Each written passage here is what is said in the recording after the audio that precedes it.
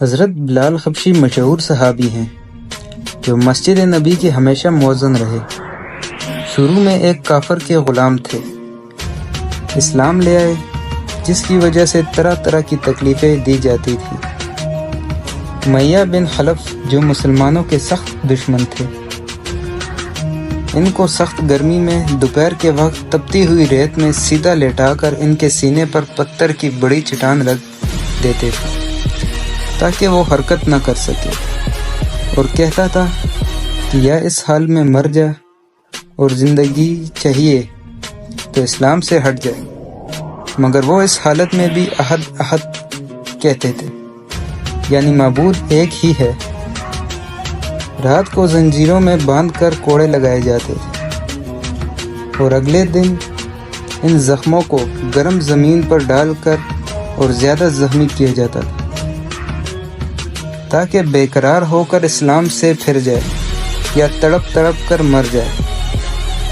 عذاب دینے والے اکتا جاتے، کبھی ابو جہل کا نمبر آتا، کبھی امیہ بن خلف کا، کبھی اوروں کے، اور ہر شخص اس کوشش میں کرتا تکلیف دینے پر زور ختم کر دیتے۔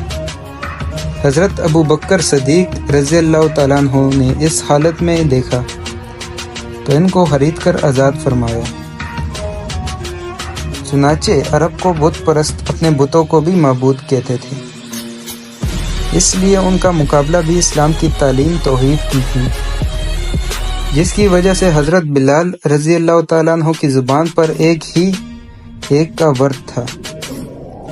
یہ تعلق اور عشق کی بات ہے۔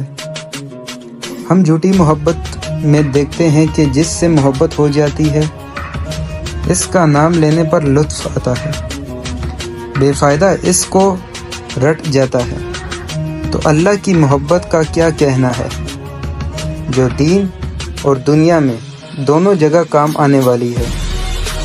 یہی وجہ ہے کہ حضرت بلال رضی اللہ تعالیٰ عنہ کو ہر طرح سے ستایا جاتا تھا، سخت سے سخت تکلیفیں پہنچائی جاتی تھی، مکہ کے لڑکوں کے حوالے کر دیا جاتا تھا کہ وہ ان کو گلی کوچوں میں چکر دیتے تھے، اور ایک یہ تھے کہ ایک کا رٹ لگائے تھے۔ اس کا یہ صلہ ملا کے پھر حضور صلی اللہ علیہ وسلم کی دربار میں مؤذن بنے، اور سفر و حضر میں ہمیشہ اذان کی خدمت ان کے سپرد ہوتی تھی۔ حضور صلی اللہ علیہ وسلم کے وسائل کے بعد مدینہ طیبہ میں رہنا اور حضور صلی اللہ علیہ وسلم کی جگہ کو خالی دیکھنا مشکل ہو گیا تھا، اس لیے ارادہ کیا کہ اپنی زندگی کے دن میں جہاد میں گزار دے، اس لیے جہاد میں شرکت کی نیت سے چل دیے۔ ایک عرصہ تک مدینہ منورہ لوٹ کر نہیں آئے۔ ایک مرتبہ حضور صلی اللہ علیہ وسلم کی خواب میں زیارت ہوئی۔ حضور صلی اللہ علیہ وسلم نے فرمایا، بلال یہ کیا ظلم ہے، ہمارے پاس کبھی آتے ہی نہیں۔ تو آنکھ کھلنے پر مدینہ طیبہ حاضر ہوئے۔ حضرت حسن اور حسین نے اذان کی فرمائش کی۔ لاڈلوں کی فرمائش ایسی تھی کہ انکار کی گنجائش نہیں تھی۔ اذان کہنا شروع کی اور مدینہ میں حضور صلی اللہ علیہ وسلم کے زمانے کی اذان کانوں میں پڑھ کر کہرام مچ گیا۔ عورتیں تک روتی ہوئی گھر سے نکل پڑی۔ چند روز قیام کے بعد واپس ہوئے